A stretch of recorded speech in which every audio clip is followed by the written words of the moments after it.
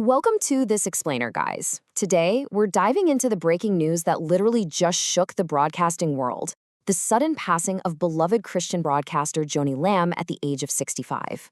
We're going to break down exactly what we know about her unexpected passing and take a real close look at the massive global legacy she leaves behind because, she wasn't just a face on a screen, she was the architect of an absolute international broadcasting empire. We're starting right out of the gate with this deeply emotional official statement that was released on May 7th, 2026. This is the network confirming her passing and really honoring her life. They stated, "We know that she is in the presence of Jesus, reunited with Marcus and receiving her reward for a beautiful life lived in surrender to the Lord." This really sets the tone, right? It shows an organization in deep mourning, but it also gives us that first official confirmation of the news that completely shocked her millions of viewers. Moving right along into Section 1, Unpacking the Health Complications, a sequence of medical challenges. So, what exactly happened? The sequence of events leading up to this moment was just tragically rapid. Before this recent news, Joni had actually been navigating some serious private health matters. These were things she chose to handle quietly and head on. But a recent back injury acted as a massive catalyst, severely complicating those pre-existing conditions. Over just her last few days, her health worsened far, far beyond what anyone expected, which sadly culminated in her passing on May 7th. The network's official statement really sheds light on just how quickly things escalated. Take a look at the words compounded and anticipated. Despite the absolute dedication of her medical team, the convergence of that back injury with her private health struggles created this perfect storm. It escalated way beyond what anyone, literally even top medical professionals, saw coming. It's a really stark reminder of how fast and unexpectedly health dynamics can shift on us.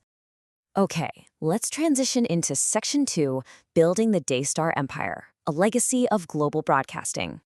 To truly understand Joni Lamb, you have to understand the sheer scale of what she built.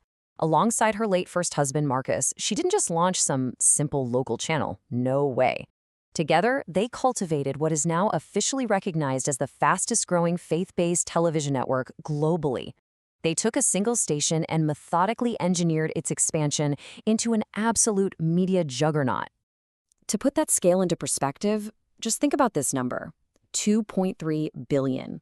That is the number of homes Daystar currently broadcasts to worldwide. Think about that for a second.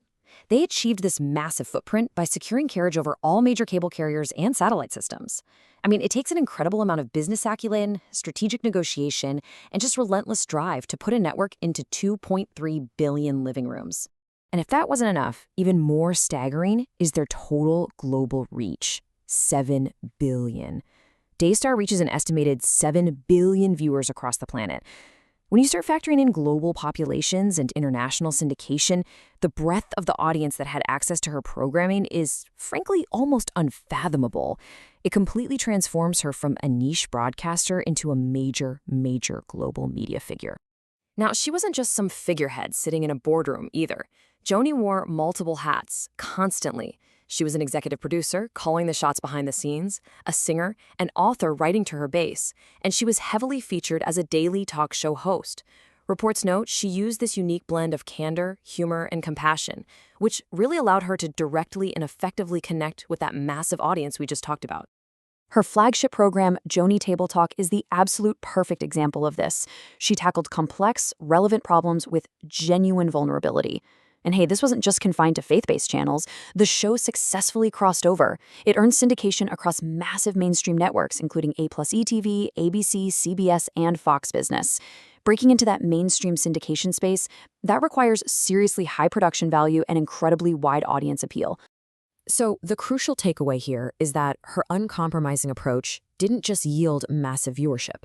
It yielded substantial critical acclaim from the wider television industry. We're talking 10 Telly Awards, 3 Lone Star Emmy Awards, 6 more Lone Star Emmy nominations, and 5 Daytime Emmy nominations. Her career objectively demonstrates a sustained standard of broadcasting excellence over decades. Let's look at the final piece of the puzzle, Section 3, Tragedy, Resilience, and Remarriage, Navigating Personal and Professional Loss. Her career was essentially defined by 2 distinct eras. For decades, it was the Marcus era, building Daystar side by side with her husband Marcus. But in November 2021, Marcus tragically died from COVID-19 at the age of 64. That loss forced a sudden pivot into the leadership era.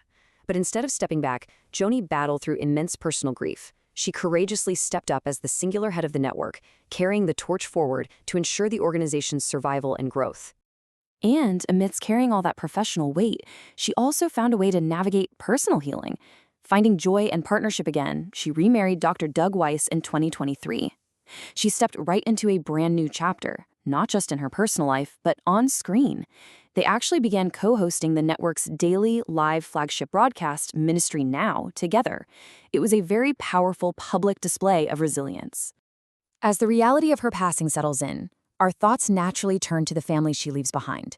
She is survived by her husband, Doug, as well as her son, Jonathan, and daughters Rachel and Rebecca, along with their extended families.